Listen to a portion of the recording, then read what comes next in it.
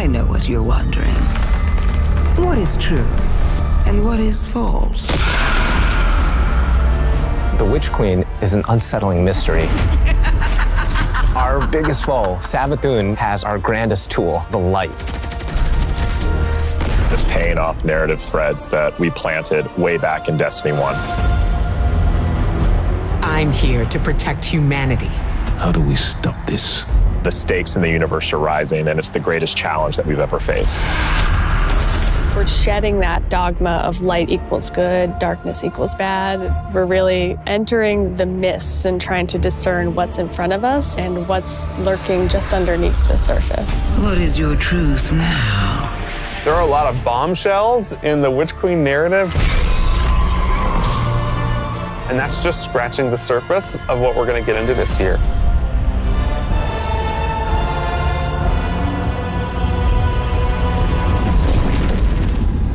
Witch Queen and Season of the Risen is chapter 1 and the beginning of the end for the Light and Darkness saga. We're really getting to the core of what it means to be a guardian. We are looking at and asking big questions about the light and darkness. We have a big bad that we've been anticipating for a really long time coming back in the form of Savathûn. Sabathune's had a hand in most of the major conflicts that we've been involved with. We've heard about Savathûn for years and just bits and pieces, and then you see it slowly building over seasons until we come to this huge critical point. Savathûn's no longer just someone you hear about. She's not just interfering in little ways. She's now ready to take center stage.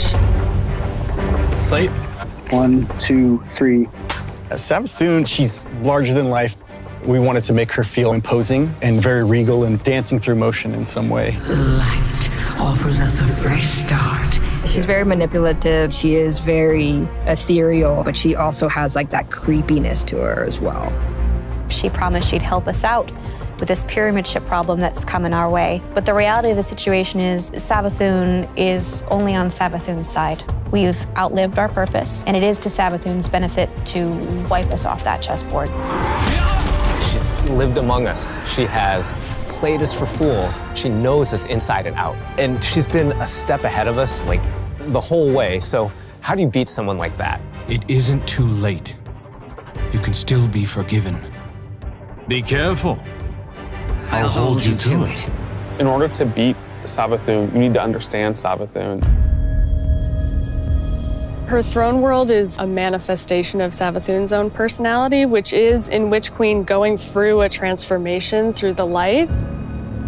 She has these areas that she's kind of trying to shun and push away. For the old Hive areas, it's much more atmospheric, it's very dense, it's very claustrophobic, it's spooky. Then when you make your way into the Lucent Hive area, it's a lot more open and broad. It's definitely brighter, it's definitely more lively.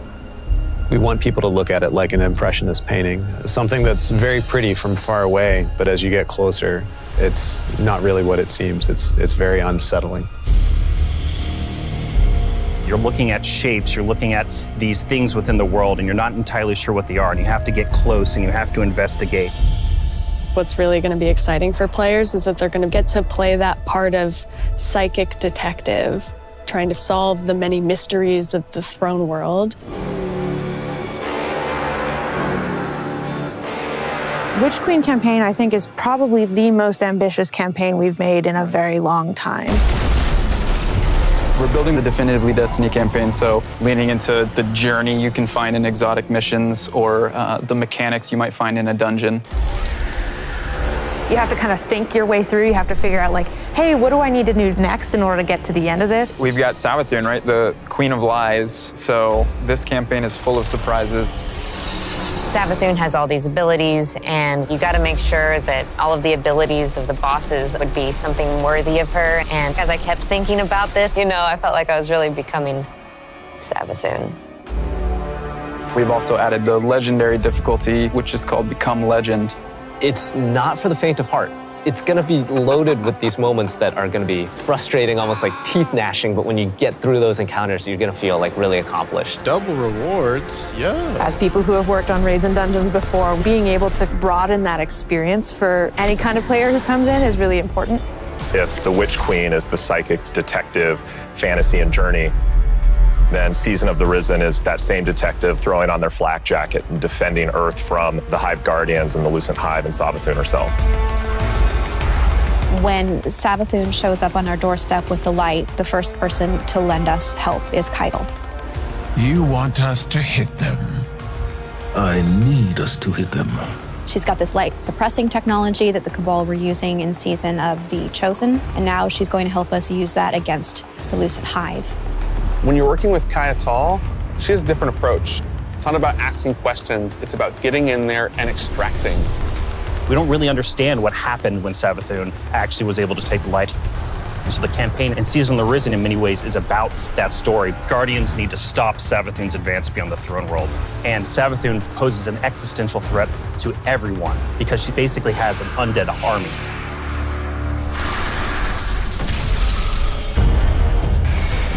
In fighting the Lucent Brood, this isn't our first time in the game fighting other Lightbearers, but it is the first time that we'll be facing other Lightbearers that have much more relentless motives. When you look at these Hive Guardians and when they do their abilities, you immediately make that connection like, oh, they are using my powers against me. As soon as we see the Knight pop its super and it has 2 shields, you immediately are like, oh yeah, I see that connection. And then it's like, and then you're like, it hits you with those things and then you're dead. And it's just an amazing experience. The Guardians themselves kind of feel like a fire team that you're fighting against. You got every class represented. The Acolyte, when that character casts, does very similar thing as the player, like the Arc Wizard. The sparks go out, it's ready to go. If you're not smart about it, if you're not paying attention, you are essentially going to have to play that fight over again. If you're successful in taking down one of these Hive units that are wielding the light, you actually have to go up and kill their ghosts. That was like one of my favorite things that we were able to do in this game, is just that moment where you crush the ghost. It's kind of this moral dilemma. A ghost is your companion, and now suddenly you have one in your hand and you're about to crush it. The first time it happens, you're like looking at your hand like, I can't believe what I've just done. Am I doing this? Should I be doing this? I have a ghost. Yeah, like, exactly. What does this mean? Sabathûn and her Lucent Brood are the most dangerous enemies we've faced so far. And so we're going to need better, more powerful weapons and tools to fight against that threat. We did a bunch of work early on looking at various different types of weapons we could add to the sandbox. We wanted to introduce a special weapon archetype that was effective more at a middle range, but also had these kind of additional roles associated with it. The Glaive is a projectile weapon, and it is a shield, and it's a melee weapon. We wanted to keep that experience in first person. It has an immediacy that you don't really get when you're using a sword because the camera is so much further back. Because this is also a projectile weapon with a slower moving projectile, the onus of skill on aiming these weapons is about leading and compensating for the speed of the projectile and anticipating that. If you're in a really difficult encounter and one of your teammates dies somewhere out in the open where you normally wouldn't be able to get to them, you can bring that shield up and actually get the revive and then fall back. Glaives originate with Savathûn trying to steal an extremely powerful weapon for her own use, and players will use the weapon crafting recipes that they find throughout the campaign in order to reconstruct this incredibly powerful and incredibly ancient weapon. When you put together your Glaive in the campaign, you just get a taste that that's what you want to do for the rest of the weapons that you get. Weapon crafting lets you target a specific role and go and build that, and you know how long it's going to take you to get there, and you get exactly the thing that you want. I really want to see what people do with it and like the feedback that we're going to get and people sharing all of the things that they're doing with that new system. You're creating your Guardian and you want to be able to shape your Guardian into what you want them to be. And this gives us a great opportunity to continue to do that. This is a really big season for weapons in particular. We've got 8 brand new exotics. The Osteostreaker exotic submachine gun. This is something which Guardians have made, but it's modeled after weapons of sorrow, like Thorn and Touch of Malice. Fires swarms of tiny homing projectiles that land on a target and then explode in this poison burst. We have an exotic machine gun where the whole idea is be the Colossus. You can launch a barrage of up to 20 homing missiles. It's a comical amount of projectiles on the screen. We're doing an exotic glaive for each class this time, and the exotic perks tie deeply into the mechanics of the classes. We think they're going to be really cool additions to build crafting. We've got, the usual suite of raid weapons, destination, activity, seasonal. I recounted it this morning, and I think it's about 50 new weapons. You're going to have 2 new exotic armors for each class, totaling 6, 1 stasis, 1 non-stasis. The Titan stasis exotic. Cast your barricade, and instead of, this Traveler's Light and the Rally Barricade, you create a giant wall of ice. Even though this thing is massive, you still get all the benefits of a Rally Barricade. Warlock Void exotic, we called them the Devouring Rift legs because we wanted Empowering Rift to feel like it had a place in endgame content the way that Healing Rift does. Empowering Rift doesn't heal you, well, what if it did? In Season 16, you're going to see a massive revamp to the Void subclass system across all 3 classes. This is a huge update and will allow players to build craft in ways that they've never done before. One of the things we wanted to do is create a core set of verbs like we did with Stasis. Anyone can run suppressors now. I think that's the pretty cool thing to be able to do. I'm going to be running suppressor grenade prop. We wanted you to feel like you were the energy vampire, feel like you were the Night Stalker, feel like you were that protector, that big Sentinel Titan. So you're going to see things like Bastion, a new Titan aspect, where you take your big old Sentinel shield, slam it into the ground, and create this Void Barricade that's going to apply overshield to you and your buddies. My favorite aspect is probably Child of the Old Gods. As this warlock controlling space and time, I'm able to rip a hole into another dimension and then pull out this little sentient black hole. Whenever I target an enemy, my little black hole buddy is going to fly over there and start draining their life force.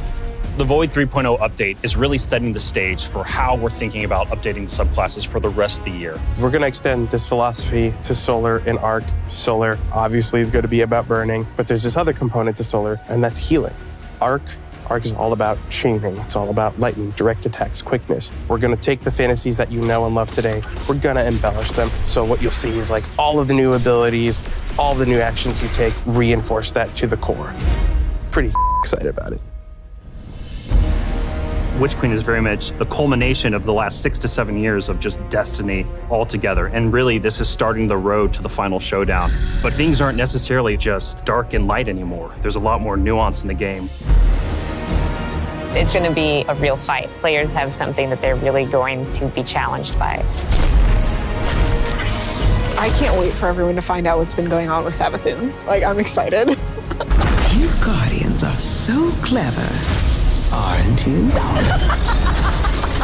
From the throne world to the campaign to the customizable build crafting, it all comes together to make Destiny feel really new and fresh. We've got more Destiny coming this year than any other year before. It's one of the most ambitious releases we've ever put together, and the team is firing on all cylinders. Tell me, Guardian, what do you think you're going to do?